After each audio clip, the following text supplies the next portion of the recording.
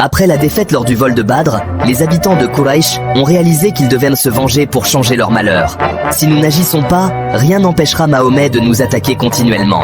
Il faut alerter nos tribus voisines et récolter des fonds pour organiser une campagne militaire. Après avoir consulté les tribus voisines, les dirigeants Quraysh ont rassemblé 250 000 dirhams pour organiser une attaque militaire. Super, nous avons désormais de quoi nous venger.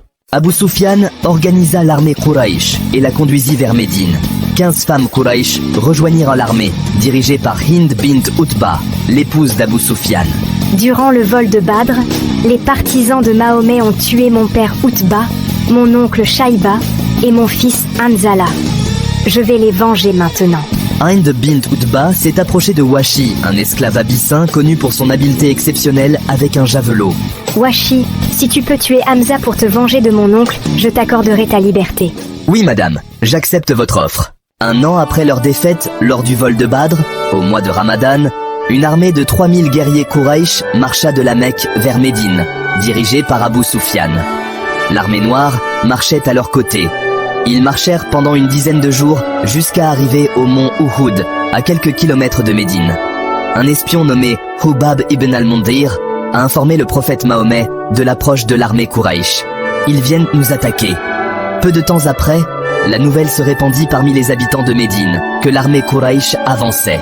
Les Quraysh sont là pour nous attaquer. Nous devons nous préparer. Cette nuit-là, le prophète Mahomet fit un rêve. Il portait une armure, une cotte de mailles. Il y avait une encoche dans la lame de son épée, Dulfikar, et il vit des vaches abattues. Il s'est réveillé effrayé. Cela pourrait être une mauvaise nouvelle pour nous. Dans la matinée, le prophète Mahomet a discuté de la question avec les musulmans dans sa mosquée. Nous devons rester à Médine. Si l'armée Quraysh entre dans la ville, nous pourrons les combattre ici. Abdullah ibn Ubay, le chef de la tribu Khazraj et l'un des plus puissants alliés des musulmans à Médine, a déclaré « Je suis d'accord avec vous, nous ne devrions pas les combattre en dehors de la ville. Oui, je n'aime pas quitter Médine. » Cependant, certains jeunes musulmans, désireux de s'engager dans le djihad et déçus d'avoir raté l'occasion de Badr, se sont opposés à l'idée de se retenir. Ô Rasulullah, conduis-nous à affronter nos ennemis. Ne les laissez pas penser que nous sommes trop lâches ou faibles pour les combattre.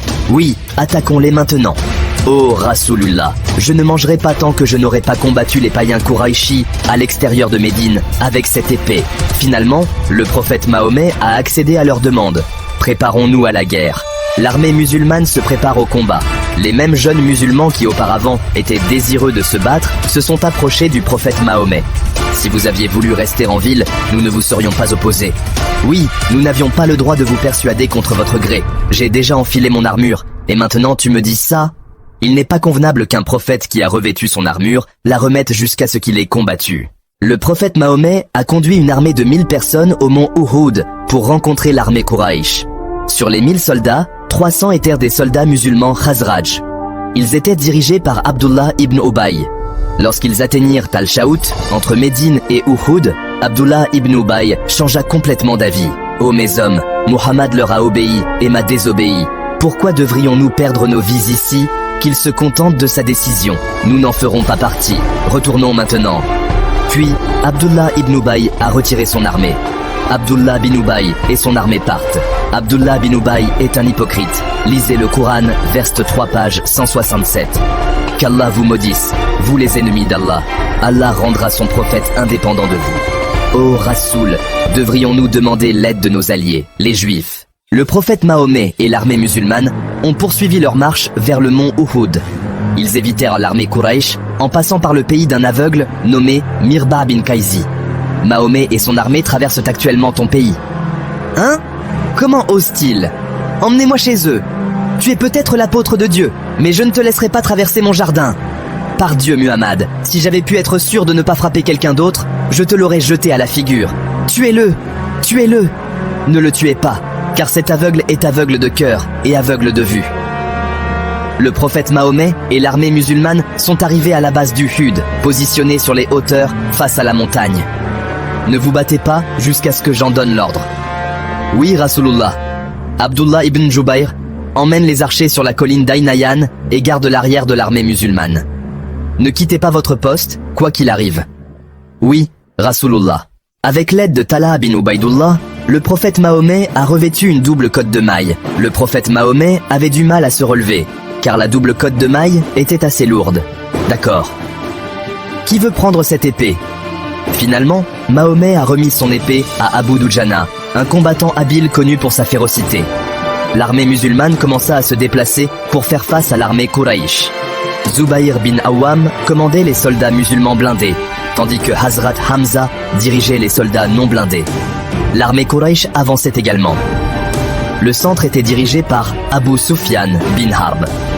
Khalid bin al-Walid commandait l'aile droite, tandis qu'Ikrima bin Abu Jahl dirigeait l'aile gauche.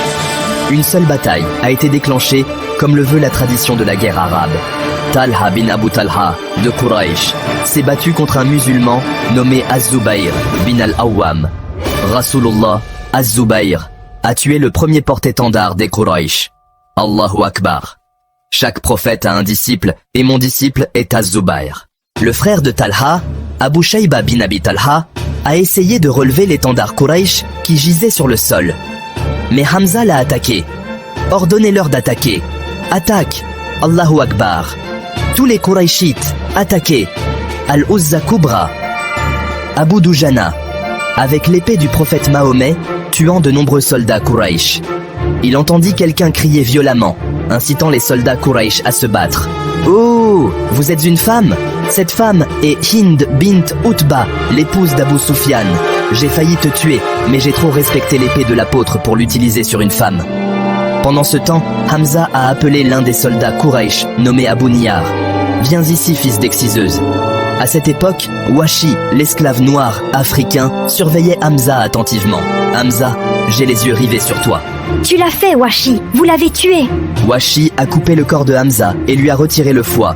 « C'est pour vous, madame. Je fais cela pour venger mon père, qui a été tué par Hamza. » Puis, Hind bint Utba mâcha le foie de Hamza.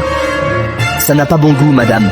Peut-être que le sel et le poivre aideront. » Père, tu me manques. J'espère que tu reposes en paix maintenant.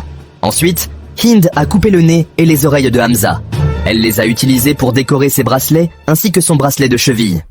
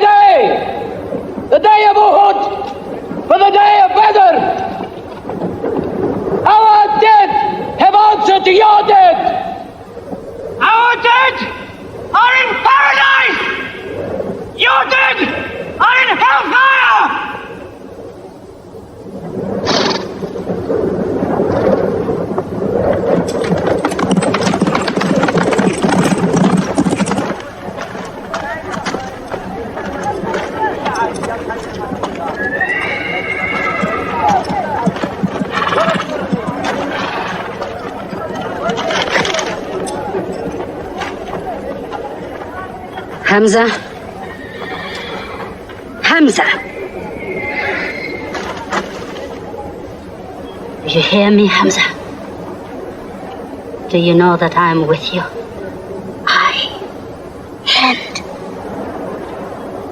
do you remember anything, Hamza? How you killed my father and my brother? Now you two are dead. My heart is light. Do you hear, Hamza? Light.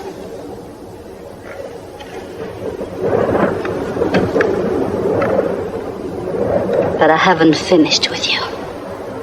Death is too small.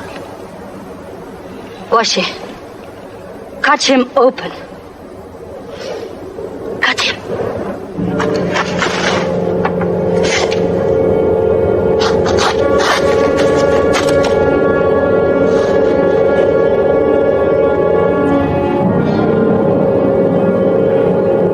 De l'autre côté de la bataille, Abu Sufyan s'est battu contre un musulman nommé Hanzala bin Abu Amir. Un soldat Quraysh, Shaddad bin al-Aswad, a vu cela. Bien qu'en infériorité numérique, l'armée musulmane combattit avec acharnement. Ils ont tué de nombreux soldats Quraysh dans la partie centrale. La ligne de front Quraysh était désormais brisée. Les soldats Quraysh ont paniqué et ont commencé à courir. Devons-nous les poursuivre? Non, qu'ils retournent à la Mecque. Nous avons gagné. Nous avons gagné. Alors la guerre est finie?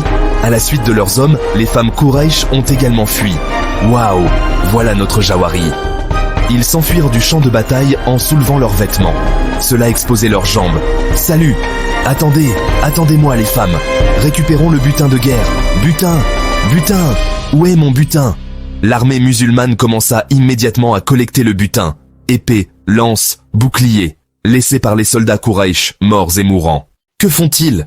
Ne voient-ils pas que nous sommes toujours là, prêts à attaquer? Les archers musulmans qui gardèrent l'arrière de l'armée virent les soldats Quraysh s'enfuir. Eux aussi devinrent avides du butin de guerre. Regardez, récupérons le butin avant que les autres ne nous devancent. Vous ne vous souvenez pas de ce que Rasulullah vous a demandé de faire, mais la plupart des archers musulmans l'ont ignoré et ont quitté la colline d'Ainaïn pour rejoindre les musulmans dans la collecte du butin. Butin! Butin! Où est mon butin? Récupérons le butin de la guerre. Ce n'est pas le moment de penser au butin, nous devons garder cet endroit. Sur le champ de bataille, ils commencèrent à récolter le butin. Dépêchez-vous, prenez-en autant que vous pouvez, c'est notre paiement. Hé, j'ai eu cette épée en premier. Non, c'est le mien.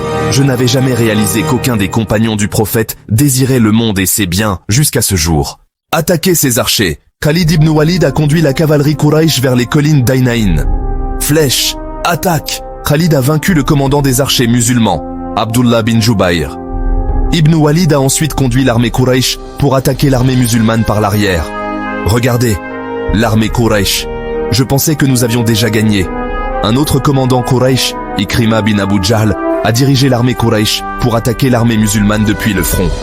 Ikrima bin Abu Jahl a profité de cette occasion pour venger la mort de son père bien-aimé, mutilé et décapité par des musulmans lors du vol de Badr. Attaquée à la fois par l'avant et par l'arrière, l'armée musulmane commença à se fatiguer et ses soldats tombèrent un à un. Courir, courir! Un groupe important d'infanterie Quraysh s'avança alors vers la position du prophète.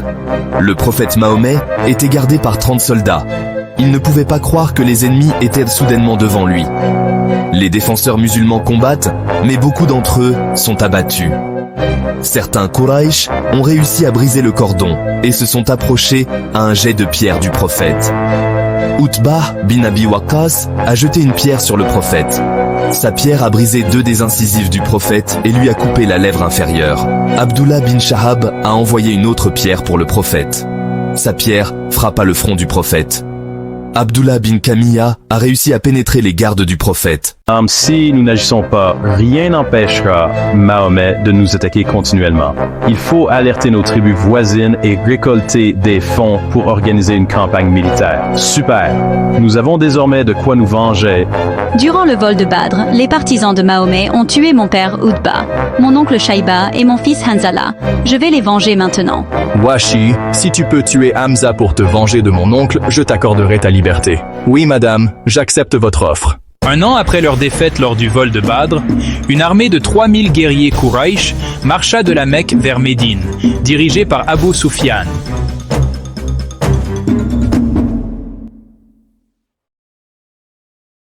Cette nuit-là, le prophète Mahomet fit un rêve. Il portait une armure, il y avait une encoche dans la lame de son épée, et il vit des vaches abattues. Nous devons rester à Médine. Si l'armée Quraysh entre dans la ville, nous pourrons les combattre ici. Ô Rasulullah, conduis-nous à affronter nos ennemis. Ne les laissez pas penser que nous sommes trop lâches ou faibles pour les combattre. Préparons-nous à la guerre. Muhammad leur a obéi et m'a désobéi. Pourquoi devrions-nous perdre nos vies ici? Retournons maintenant. Ne vous battez pas jusqu'à ce que j'en donne l'ordre. D'accord. Qui veut prendre cette épée? Merci, Rasulullah. Abdullah ibn Jubayr emmène les archers sur la colline d'Ainayan et garde l'arrière de l'armée musulmane. Ne quittez pas votre poste quoi qu'il arrive. Oui, Rasulillah. Une seule bataille a été déclenchée comme le veut la tradition de la guerre arabe. Allahu Akbar. Chaque prophète a un disciple et mon disciple est Az-Zubayr. Attaque tous les Qurayshites. Attaquez Al-Uzza Kubra. Attaque Allahu Akbar. Viens ici, fils d'exciseuse. Hamza, j'ai les yeux rivés sur toi. Je fais cela pour venger mon père, qui a été tué par Hamza.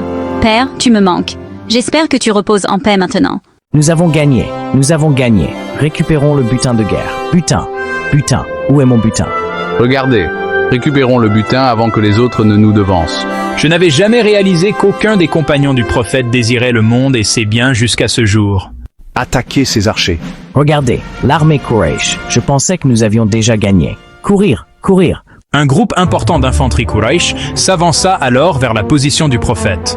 Le prophète Mahomet était gardé par 30 soldats. Utbah bin Abi Waqqas a jeté une pierre sur le prophète. Sa pierre a brisé 2 des incisives du prophète et lui a coupé la lèvre inférieure. Abdullah bin Kamia a réussi à pénétrer les gardes du prophète. Oh non! Ibn Kamia frappa violemment le casque du prophète Mahomet, le brisant.